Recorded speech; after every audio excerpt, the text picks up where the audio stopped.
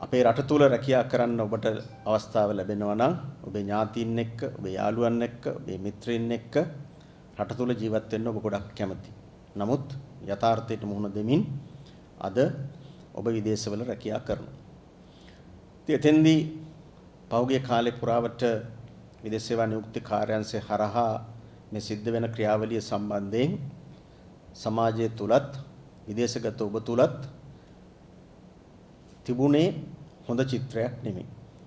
බොහෝ වෙලාවට රට යවන්න ලක්ෂ ගණන් සල්ලි ගන්නවා, විවිධ වංචාකරුවන්ට අහු වෙනවා, විවිධ ආයතන මගින් විවිධ ආකාරයේ මුදල් අරගෙන අපේ ලාංකිකයෝ අතරමං කරනවා. ඒවා විශාල වශයෙන් පහුගිය කාලේ පුරාවට තිබුණා. අපි පළවෙනි ඉලක්කයේ විදිහට මේ ගෙවිච්ච වසර තුල වැඩි මැදිහත් වීමක් කරේ මේ විදේශ සේවා නියුක්ති කාර්යාංශය හරහා රට යෑමේදී යම් යම් තැන්වල සිද්ධ වෙන විවිධ අක්‍රමිකතාවයන් නතර කරා. ඉතින් අපි සන්තෝෂ වෙනවා. අද වෙනකොට දේශපාලන අධිකාරිය සල්ලි අරගෙන රට යවනවා කියලා එහෙම එකක් නැහැ. නමුත් ඉතිහාසය එහෙම නෙමෙයි.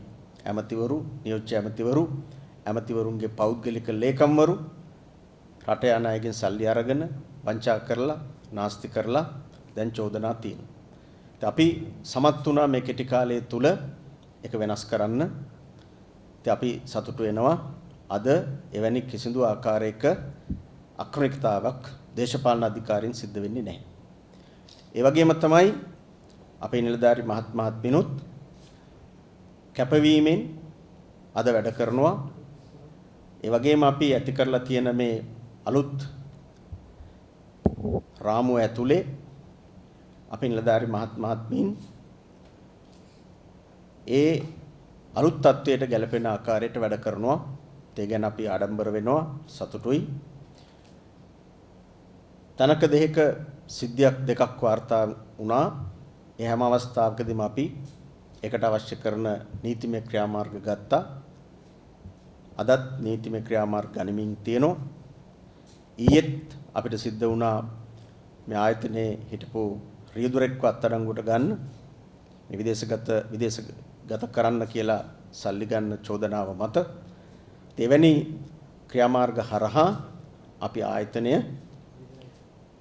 යථා තත්ත්වයට ගෙනල්ලා පිරිසුදු ආයතනයක් බවට පත් කරන්න අවශ්‍ය උපරිම ක්‍රියාමාර්ග ගන්න.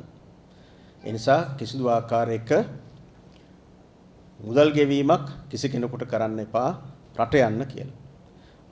ඒ අදාළ ඒජන්සිය හරහා නියමිත ගාස්තුවක් ගෙවන්න තියෙනවා නම් ඒ ගෙවන ගාස්තුව ඒජන්සිය බැඳිලා ඉන්නවා විදේශ සේවා නියුක්ති කාර්යාංශයට දැනුම් දෙන්න. ඒකට අපි ඩිජිටල් ක්‍රමවේදයක් හඳුන්වා දීලා තියෙනවා. ඒ නිසා යම්කිසි කෙනෙක් රට යන්න යම්කිසි ඒජන්සියකට සල්ලි දුන්නොත් ඒ දීපු ගාන ඒකට අවශ්‍ය කරන රිසිට් පත්‍ර ලබාගෙන එය ඒජන්සිය මගින් අපේ විදේශ සේවා නියුක්ති කාර්යාංශයේ වෙබ් පිටුවේ පළ කරන්න ඕන. ඒ නිසා ඕන කෙනෙකුට දැක බලා ගන්න පුළුවන්. ඒ නිසා අනවශ්‍ය විදිහට විවිධ ජාවාරම්කාරයන්ට තරවකරුවන්ට අහු වෙන්න එපා. එයාට සල්ලි දෙන්න යන්න එපා. ඒකෙන් වළකින්න කියලා අපි ශ්‍රී ලාංකික විදේශගත වෙන්න බලාපොරොත්තු වෙන අයටත් දැනුම් දීමක් කරනවා.